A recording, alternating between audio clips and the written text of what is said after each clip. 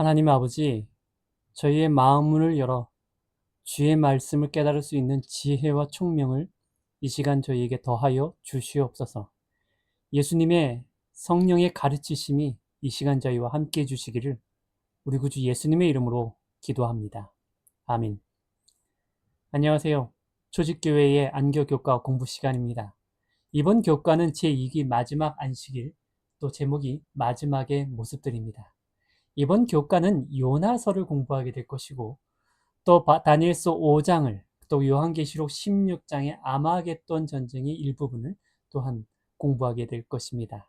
이번 교과를 통해서 또 숨은 진리를 찾아내는 저와 여러분 되시길 바라겠습니다. 먼저 일요일 소지의 요나서입니다.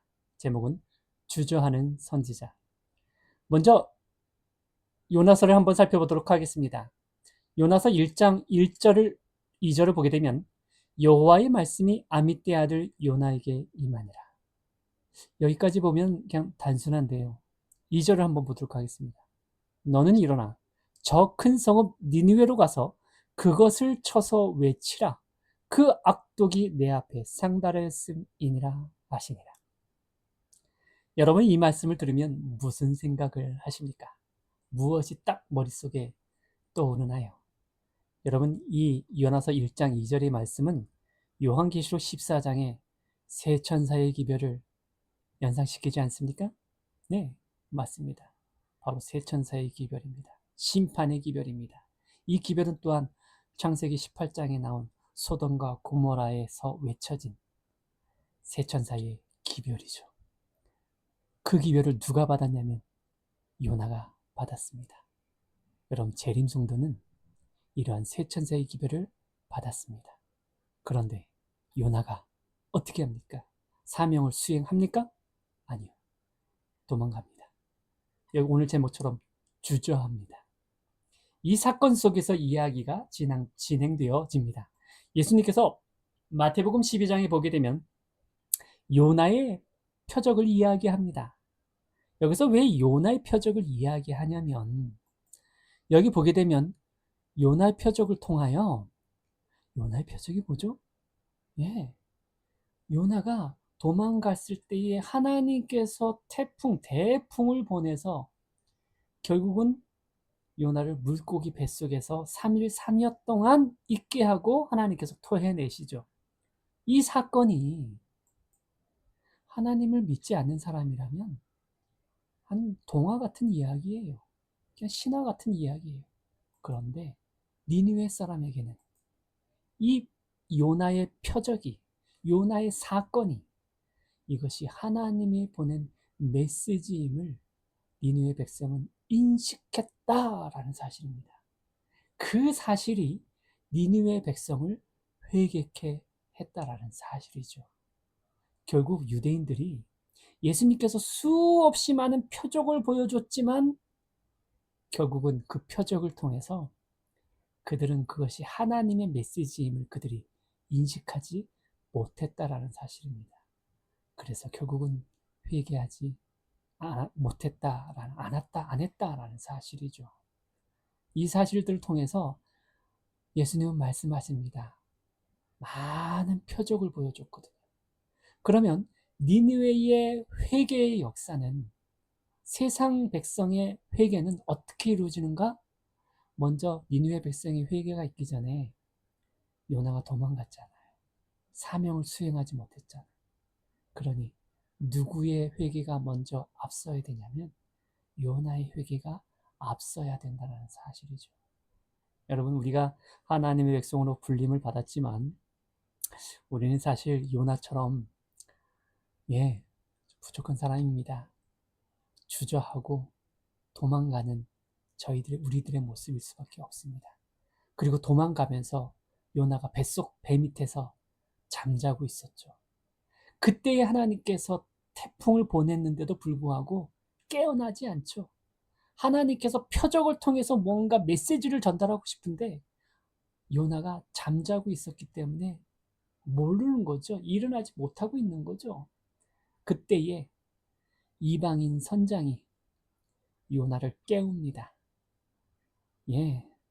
마지막 시대에는 아마 재림 교인을 아마 이방인, 하나님 믿지도 않는 이방인이 깨울 겁니다. 야, 재림 성도 너 거기서 뭐해?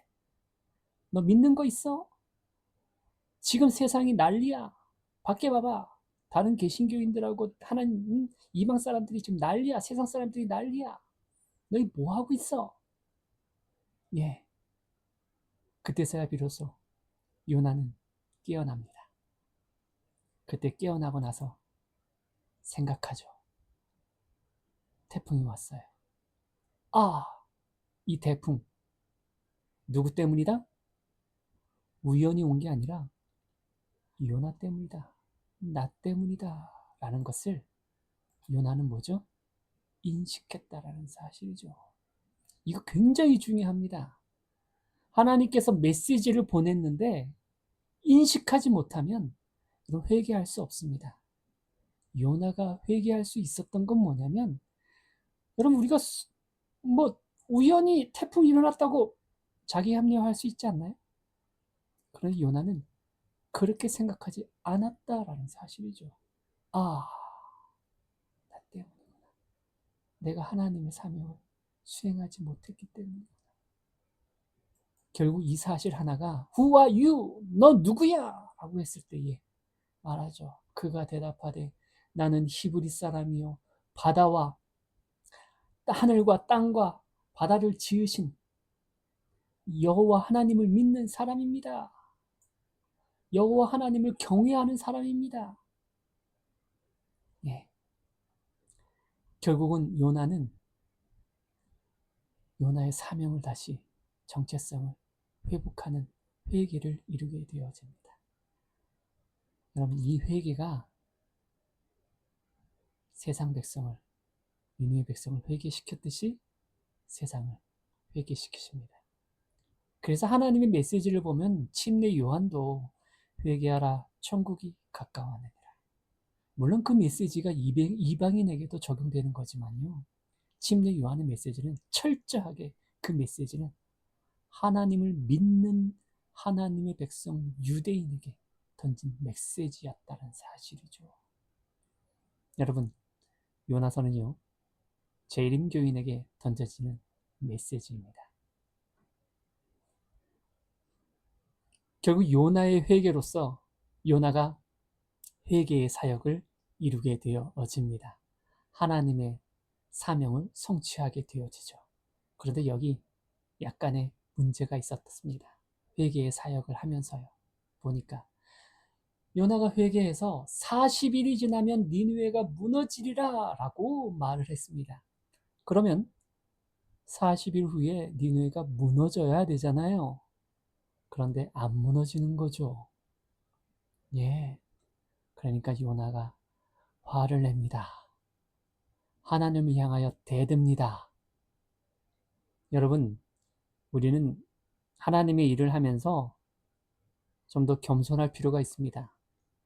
우리는 그냥 하나님의 명령을 그냥 수행하는 메신저에 불과합니다. 우리는 아무것도 아닙니다. 그냥 하나님의 메신저입니다. 그 메시지를 전달하면 되는 겁니다.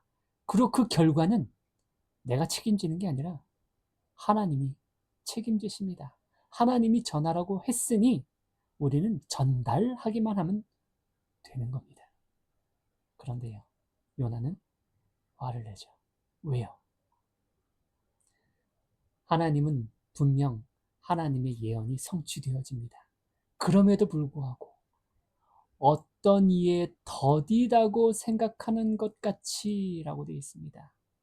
어떤 사람이 과연 주의 약속이 더디다고 생각할까요? 여러분 예수님의 재림이 더디다라고 생각하는 사람이 누굽니까? 예수님 재림 믿지 않는 사람입니까? 아니죠. 여기서 어떤 이가 정말 믿음이 없는 사람일까요? 아니요.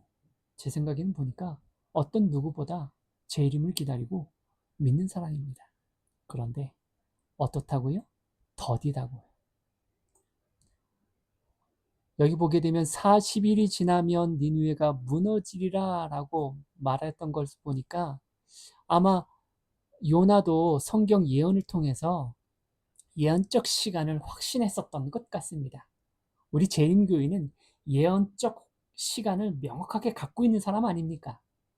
그런데 하나님은 왜 이렇게 우리가 생각하기에 하나님의 예언 속에서 이게 더디다고 생각할까? 그런데 더딘 것이 아니라 하나님의 약속은 명확하게 성취되어진다는 사실입니다. 오직 너희를 대하여 오래 참으사 아무도 멸망치 않고 다 회개하기에 이르기를 원하시느니라. 이게 하나님의 마음이었죠. 그러면서 요나서 4장에 말합니다. 내가 하룻밤에 났다가 하룻밤에 망한 이 박넝쿨을 내가 아꼈거든. 하물며 이 큰 성읍 니느웨에는 좌우를 분변치 못하는 자가 12만여 명이요 육축도 많이 있나니 내가 아끼는 것이 어찌 합당치 아니하냐. 여러분, 우리는 하나님의 일을 하면서 하나님의 심령을 가져야 될 것입니다. 모두 이렇게 하나님의 심령을 갖게 되는 저와 여러분 되시길 바라겠습니다. 화요일 소지는 벨사살의 잔치입니다. 여기서는 벨사살, 단순히 벨사살 악인, 하나님의 말씀을 거역한, 여러분, 그런데 우리가 벨사살일 수 있습니다. 여기 보게 되면 벨사살은요 간단합니다. 허락된 기회를 낭비한 벨사살로 표현되어 있습니다. 그 할아버지가 누구냐면 느부갓네살입니다. 느부갓네살이 말할 수 없는 고통과 굴욕의 값을 치르고 마침내 얻었던 그것을, 여러분 다니엘서 4장을 보십시오. 다니엘서 2장의 경험을 했고 그런 느부갓네살이 결국은 다니엘서 4장에 짐승으로 변하는 모습을 볼 수가 있죠. 그것을 통해서 회개를 하게 되어집니다. 정말 고통과 굴욕의 값을 치르고 마침내 얻었던 그것을 벨사살은 냉담하게 지나쳤다. 정말 하나님을 배울 수 있는 그런 절호의 기회를 갖고 있는 위치에 있는 벨사살이었지만 그는 은혜롭게 그에게 주어진 기회들을 낭비하였고 진리를 더욱 충분히 알 수 있는 방법을 익히 알고 있음에도 이를 활용하는데 게을리하였다. 여러분, 재림 성도만큼 말씀이 풍성한 교회 있을까요? 재림 교회만큼 정말 성경적인 교회가 또 있을까요? 아니면 정말 재림 교회만큼 예언의 신을, 말씀의 풍성함을 갖고 있는 교단이 있을까요? 여러분, 우리는 얼마든지 진리를 더욱 충분히 명확하게 알 수 있는 방법을 갖고 있는 그런 교단입니다. 그런 교회입니다. 그런데 우리가 만약에 그 기회를 제대로 활용하지 못한다면 바로 우리가 벨사살이 되는 것이죠. 우리 다 같이 벨사살이 되지 않는 저와 여러분 되시길 바라겠습니다. 수일 소지는 유브라데의 강물이 마르다라는 사실입니다. 유브라데 강물은 뭐였냐면요. 유브라데 강이야말로 말 그대로 바벨론이 정말 튼튼한 성이었지만 그럼에도 불구하고 정말 난공불락의 성으로 만들었던 건 뭐냐? 유브라데 강이 있었기 때문입니다. 들어와, 쳐들어와. 못 쳐들어옵니다. 갈 수 없습니다. 아예 근처에도 못 갑니다. 바벨론을 든든하게 지켜줬던 유브라데 강. 이 세상은 결코 무너질 수 없는 그런 강이 있었는데요.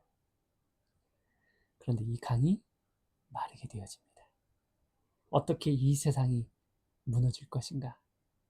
다니엘서 2장을 통해서 어떻게 하나님의 나라가 성취되어지는지를 다니엘서의 1장과 12장까지를 통해서 우리는 볼 수가 있는 것이죠. 먼저 이러한 모든 사역은 오늘날 요나서를 통해서 배운 것처럼 요나의 회개가 결국 니느웨 백성의 회개를 통해서 결국은 니느웨 성이 무너진 것처럼 오늘날 마지막 시대에도요, 사실 재림 성도의 회개가 이 세상을 무너뜨린다는 사실입니다. 그럼 어떻게 이 세상이 무너지는가에 대한 그런 모든 표상은 홍해가 마르는 사건을 통해서 볼 수가 있습니다. 홍해의 마름을 통해서 무엇이 완벽하게 무너지냐면, 물론 열재앙을 통해서 무너졌지만, 그러나 마지막으로 홍해의 사건을 통해서 완벽하게 무너집니다. 그리고 마지막, 이것이 이른 비의 역사라면 늦은 비의 역사는 요단강이 마름으로 여리고성이 무너집니다. 그런데 여리고성이 무너지기 전에 무엇이 먼저 들어가게 되냐면, 요단강이 마르기 전에, 그러니까 이런 심판의 역사가 있기 전에 먼저 두 정탐꾼이 연합하여 들어간 두 정탐꾼에 의하여 그 정탐꾼의 메시지를 받아들인 라합과 그의 가족이 구원을 받고 여리고성은 무너졌다라는 사실입니다. 마지막 때에도요, 역시 마지막 때에도 유브라데 강이 마름으로 바벨론이 무너질 것입니다. 그럼 어떻게 유브라데 강이 마르는가? 결국은 늦은 비 성령의 연합.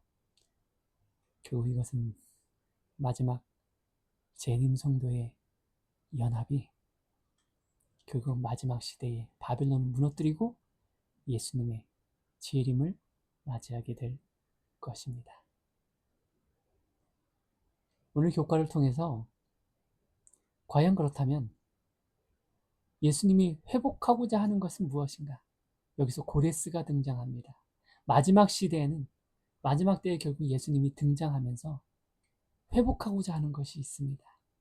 먼저 고레스를 보게 되면 고레스를 뭐라고 불렀냐면 대왕, 왕들의 왕이다 라고 불렀죠. 그리고 또 두 번째는 이사야 45장 1절은 기름 부음을 받은 자로 표현함으로써 완벽하게 예수 그리스도를 표상하고 있다는 사실입니다.